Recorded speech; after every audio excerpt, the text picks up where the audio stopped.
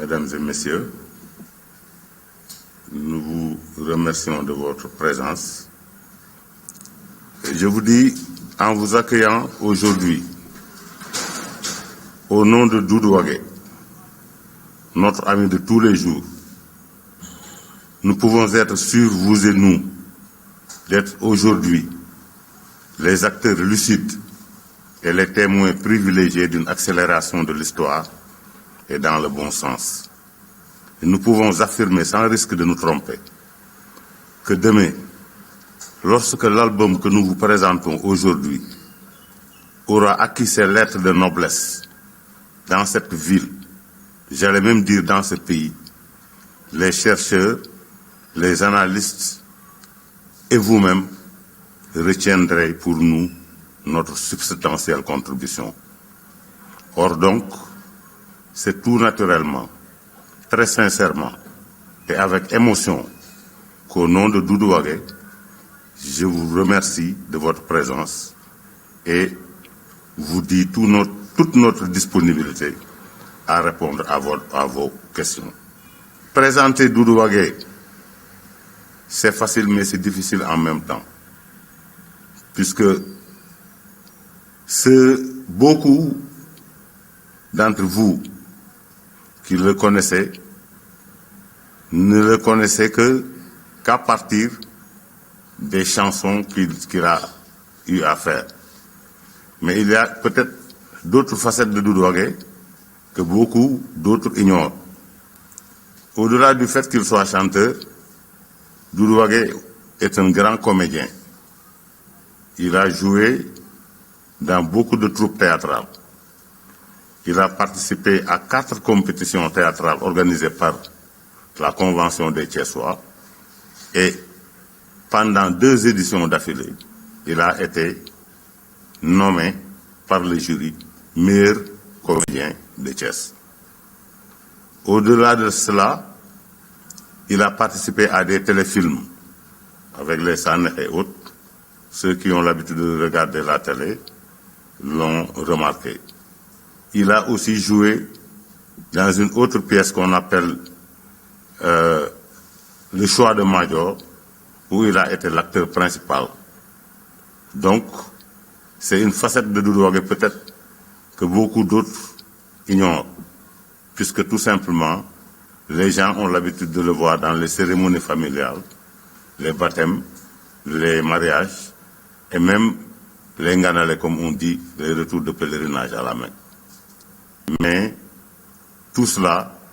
appartient à une même chose, c'est la culture. Et comme le disait André Malraux, la culture, c'est ce qui a fait de l'homme autre chose qu'un accident de l'univers. Et aujourd'hui, nous sommes fiers que Doudou Wagué ait franchi le Rubicon en allant maintenant à la conquête du marché musical. Parce qu'il n'est pas difficile, mais il n'est pas aussi facile. Il n'est pas difficile parce qu'avec les nouvelles technologies maintenant, on peut se mettre dans une petite chambre avec un matériel high-tech, gérer sa voix, essayer de sampler des musiques et sortir de la bonne musique. Mais ça, c'est pourquoi je dis c'est facile. Mais c'est difficile dans la mesure où Doudou Wagué a choisi ce qui n'est pas facile. Parce que Abdou Diouf disait que c'est le difficile qui est le chemin. Doudou Wagué a choisi le difficile en alliant la tradition et la modernité. Et c'est très difficile aujourd'hui, comme je le disais avec les nouvelles technologies, de faire de la musique traditionnelle et de se faire reconnaître au Sénégal. C'est vrai que ça aurait été à Dakar, il aurait été beaucoup plus facile pour lui d'émerger. Parce qu'à Dakar, il y a beaucoup de radios, il y a beaucoup de boîtes de nuit, les artistes font des prestations partout, mais Thiès, nous avons un manque criard d'infrastructures et nous avons aussi, il faut le reconnaître, un manque criard de politique culturelle hardie. Et cela, ça se reflète dans la prestation même de nos artistes. C'est ce qui fait que vous tous, vous le constatez, que beaucoup d'artistes thiessois ont préféré aller élire domicile à Dakar pour mieux vivre de leur art. Doudou Wagué pouvait choisir ce chemin, qui est plutôt facile. Mais il a décidé, parce que Thiès est sa ville,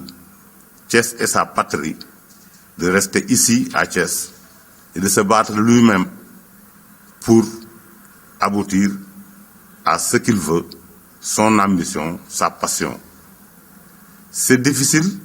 puisque pour sortir un seul single, il faut vraiment beaucoup de moyens,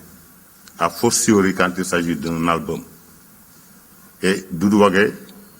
l'a réussi à l'aide de beaucoup de gens ici présents, des mécènes qui l'ont aidé, qui ont cru en lui et qui ont compris qu'il y a du talent qui dort chez lui et il faut l'aider à le réveiller. Et c'est dans ce sens qu'on a travaillé pour que le premier album ne soit produit par personne, mais que ce soit une autoproduction pour que les gens sachent que Doudou Wagué lui-même a cassé sa tirelire, pour ainsi dire, pour pouvoir sortir cet album. Je demanderai peut-être aux journalistes qui auront à intervenir d'être indulgents à son égard, parce qu'il n'est pas facile à Thiès, comme ça, de sortir un album et de se faire une place au soleil. Mais les radios, les médias de Thiès ont une responsabilité particulière dans la promotion de cet album que nous allons vous présenter. Et nous en appelons vraiment à votre patriotisme et à votre professionnalisme. Nous savons qu'il n'y a pas de parti pris, ça nous le savons. Mais nous savons aussi que pour qu'une chanson soit aimée, il faut qu'elle soit souvent mise à la radio pour que les auditeurs l'écoutent et la comprennent. C'est à cela que nous vous invitons. album bi ñu ngi tudd Suñu Yëf nekk 6 morceaux. Suñu Yëf ku ko wax rek gis nga ci sa bopp. Suñu Yëf moom ça fait tout dire moo tax ma tudd ko Suñu Yëf boobu ku ne gis nga ci boppam. titre yi am na hommage à Al Amine ndax yàlla dafa def bi ma koy def jamono boobu mu génn àdduna ma ni gannaaw yàlla def na moment bii ma koy def Al Amine génn na àdduna te mu doon suñu sëriñ doon suñu wasila am lu mu représenté ci réew mi am lu mu représenté ci diine ji ma ni vraiment naa ko defal hommage à Al Amine ma woy ko muy premier morceau. Deuxième morceau bi mooy ñun ay géwal lañu ndax damay wax ni li nga doon soo ko bañee dafa fekk nga gën cee ñaaw waaye li nga xam ni moom la yàlla jox muy sa culture di sa cosaan vraiment ma woy géwal woy ci itam ki nga xam ni mooy Matar Samb di sama xarit nekk nit ku baax ñu yarondoo vraiment teraanga june mu defal nu ko ci koñ bi defal nu ko ñun ñi nga xam ne ay xaritam lañu ma delloo ko ci njukkal delloo ci itam ki nga xam ni mooy ajaratu Seynabou Mar ndax ku ma xam démb Seynabou Mar nga ma xame ba may jàppale ci aar di jàpp sama loxo buu mii mën na ko présenté di jàpp sama loxo di xàll ñëpp taxaw jël micro bi jox ñu ni ñu woyal loolu dafa yàgg moo tax kuy fàtte démb doo gor moo tax itam mu dugal ko ci biir bu woy ko woy woowu beneen woy bi itam di kuy def lu baax te du ca gestu yàlla moo koy fay Jibi Thiaw yàllaa koy fay jëfam du gestu ma woy ko ci ndax lan première single bi ma def au niveau de Thiès def ci clip yàlla def na moo ma ko may defal ma ko gratuitement ba ma koy defal xalaatuma ko yaakaaruma ko mu ñëw ni ma waa Doudou Wagué yow bis bu ne man la alors sa affaire fu mu toll war nga koo indi ci gars yi ñu déglu ko nangam ak nangam parce que ñun chaque dimanche këram la ñuy nekk fa la ñuy reere caamaasa nga ne moo fi représenté gars yi yàlla def mu gisal ma boppam jigéenam bii di ajarat Ndey Màgget Thiaw boole ma ak moom mu jàppale ma tenir ma jël alalam def ci yàlla def ku ne xam na ni des fois animateurs yi pour ñu teg sa cassette dangay am fooy jaar ak ñoom di leen jox des fois ñuy màcc tàngal mun te ñàkk ndax sotti ci la ak def ci la des fois su ma ko paanee sax mu dem yëkkati xaalis ni ma am demal jox sa gars yi su may dem Dakar war a dem rendez-vous lu mu mënti def su ko yëgee mu jël ci alalam ni ma demal def ko ma reproduire cassette yi génn mu jënd loo bi nga xam ne moo ci njëkk a génn yépp mu jël ko yépp ramassé ko jàppale ma kon loolu su demee ba jur lii tey mënuma lu dul delloo ko njukkal su may def sama album looloo tax ma woy ko ci ni kuy def lu baax te du ca gestu yàlla moo koy fay Djiby Thiaw yàllaa koy fay yàlla na ay jëfam du gestu loolu laa ko woy beneen morceau bi ba tey ci morceau bu moo ngi ciy woy sama responsable bii di ngi docteur Pape Amadou Ndiaye ndax moom ku ne xam na ma ak moom vraiment ma boole koog woy wi ak alaaj Djiby Thiaw wax dëgg yàlla di kontaan trop ci loolu beneen bi itam di sama xel dal na nag boo ko déggee mooy ñi ma yàlla booleel ñuy jëflanteeg man lu baax te ku ànd ak nit ren ba déwén soo yokkee xam nga boo wàññi koo xam nga muy sama groupe gi toog alaaji Saw la grand xoll Papa Ndiaye ngi nii toog ma joojoo ngi nii toog ak ñoom ma jóob siin asu camara mam dem ba jaxate yàlla boole ma ak ñoom vraiment ma delloon leen ci njukkal parce que man damay wax ni aw ma xaritu sama morom ñii la ma yàlla booleel bi ma yàlla boolee ak ñoom ñu boole ma ci seen biir xeebuñu ma fu ñu jëm yóbbu ma di waxtaan ak man biir ak biti dan ni nag bu fekkee ni xale bëgg naa dem day fekk keppaaru mag koo xam ne am na njëriñ mu toog fa waaye bi ma toogee ci ñoom ñi di ma conseiller guddi ak bëccëg subaa ngoon may nekk ci ñoom rëccuwuma ko loolu bokk na ci li nga xam ne moo jur tey ji lii am ñoom laa woy muy sama xel dal na beneen bi itam di maa waaru ndax jamonoy tey ji dafa doy waar damay wax ni ki la bëgg ak ki lay ree neexuta ràññee waxal ak moom mu ree nga ree bu génnee mooy sa noonu budul woon teg pexe ak noonu gis naa ne ànd yëpp ay neex ñaar suñu àndatee buñ di déglu waxi noonu jamono toll na foo xam ni soo amul dañ lay xeeb soo feebaree ñu daw la te boo leen di nuyu sax yenn saa ñu fënatal la ndax doole ji dafa néew kàttan ga dafa néew ci loolu laa woy itam ki nga xam ni mooy ajaratu Fatou Gaye moom itam yàlla boole ma ak moom madame Diaw bu ma waxee mu ni ma yow sama rakk nga sama xarit nga lépp loo xam ne nekk naa ci guddi ak bëccëg mu nekk ci man guddi ak bëccëg kon moom itam su fekkee ni yàlla def na may génn album dama ko ciy delloo njukkal ndax itam kuy fàtte démb doo gor ba tey ajaratu Alimatu Gaye moom laa doon wax léegi moom laa woy ci woy woowu ki la bëgg ak ki lay ree ndax itam nit dangay ànd ak moom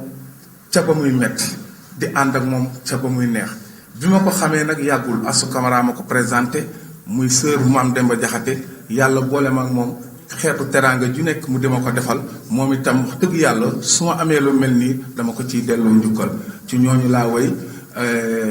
moo waral tey ji album bi nga xam ni moo génn nii tey 6 titres la c'est-à-dire waaw dama koy jaay bon ni ma koy jaayee mooy xam nga cassette léegi kenn amatu ci dara parce que tey su génnee nii tey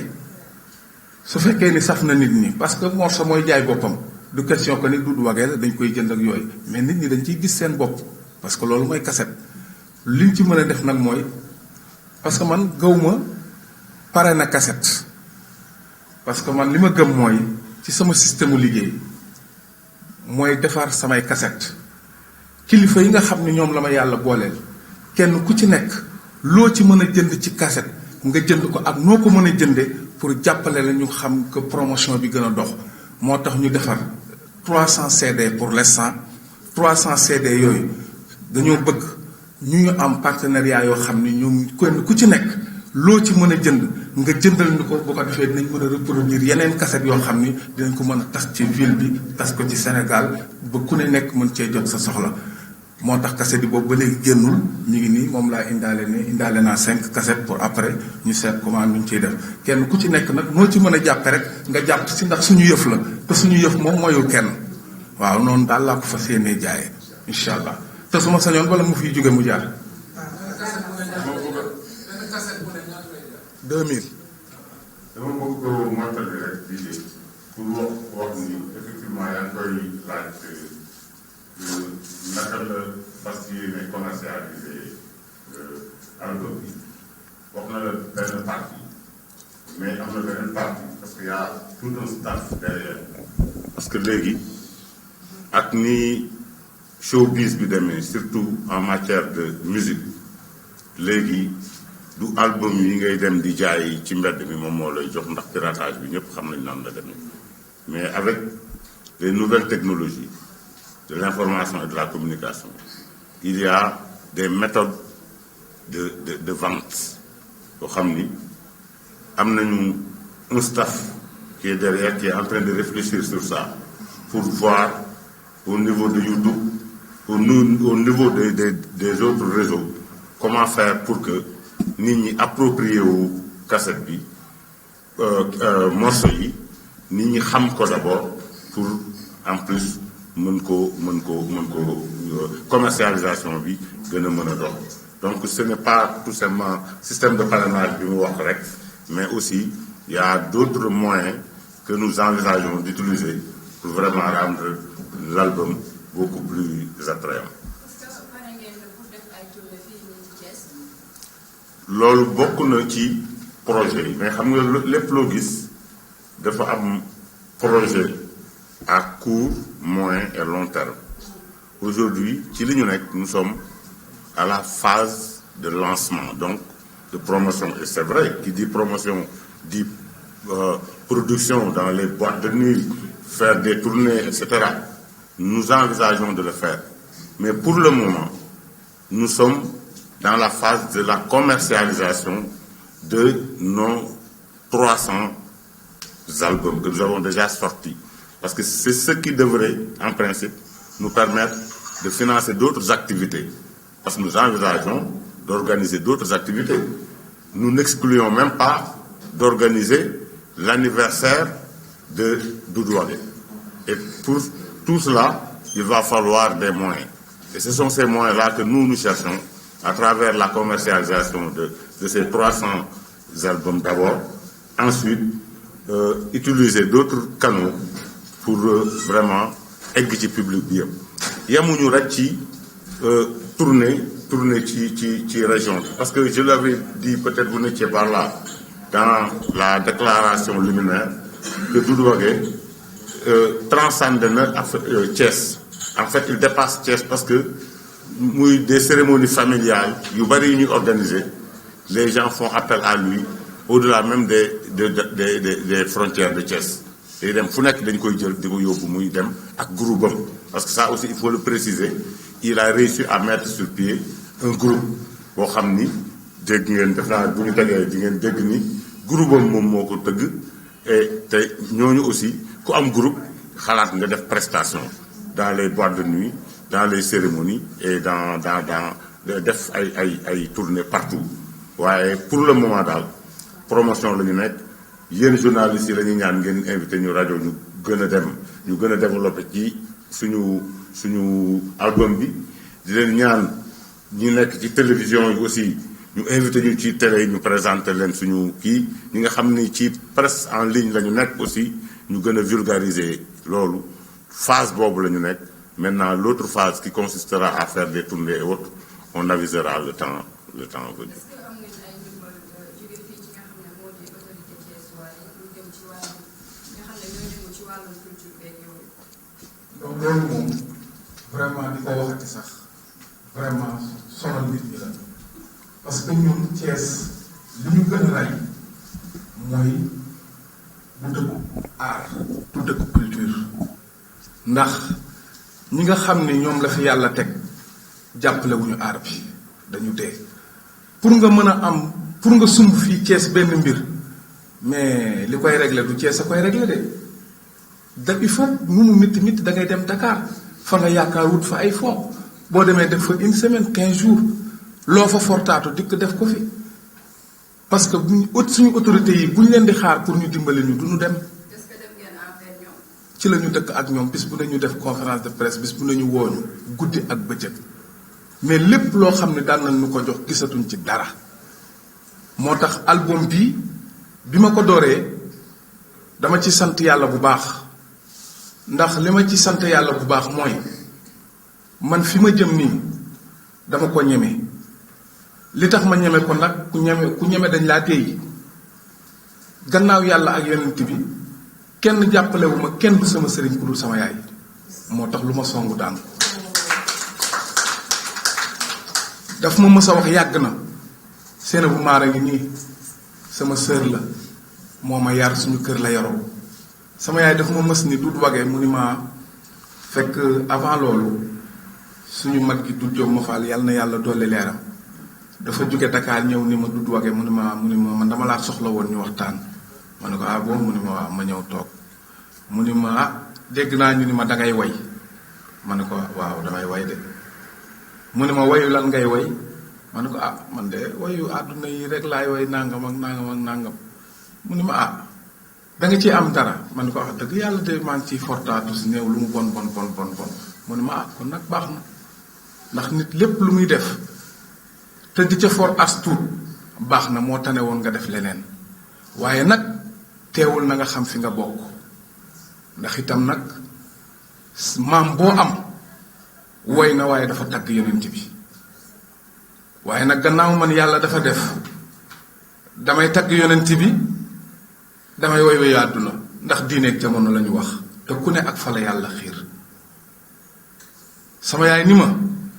lépp lu la nit di may di la ko mayee jéppi boo ñëwee bu ma ko jox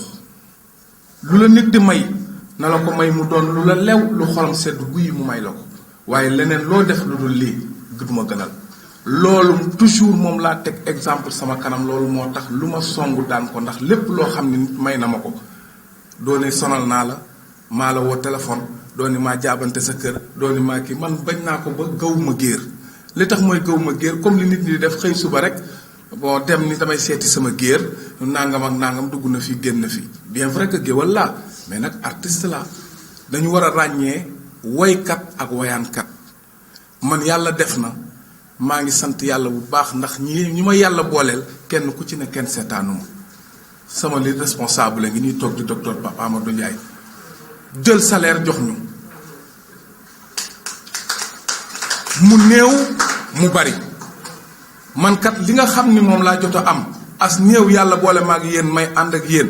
li ma mën mooy jël sama salaire bi nga xam ni moom la ma yàlla jox ma jox leen ko ngeen féetewoo ko ba keneen yàlla di ma jox leneen loolu sant yàlla la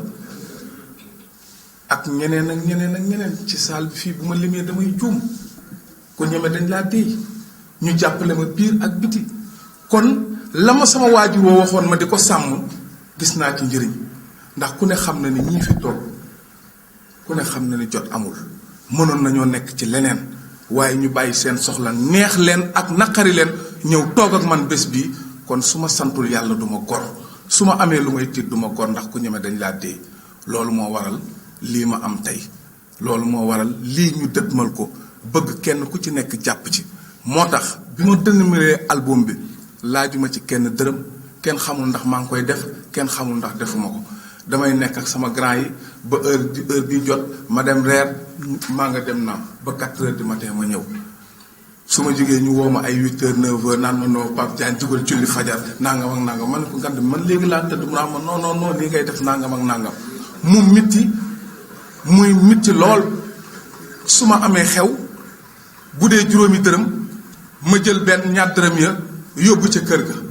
jël ñett dërëm ya yóbbu ca way ya di ko def pendant des années def naa ko pendant 2 ans et demi di ko def lu ma am yóbbu ko def ci parce que dama gëm ni ndimbal la ciy fekk loxol borom pour man ndax may leen ma def lii may leen ma def lii may leen ma def lii loolu je crois que ne du liggéey bi su fekkee da nga bëgg dara yaakaar ci dara da nga ciy def sa alal yàlla mën la cee fekk te bi ma ci duggee di ci def sama alal yàlla fekk na ma ci te alal jooju yëpp alal yu ñii fi toog la kenn ku ci nekk sa dërëm dugg na ci kon loolu mooy li nga xam ne moo indi cassette bi mais kenn produire wu ma ginnaaw yàlla ak yonent bi sama waajur kenn produire wu ma produire sama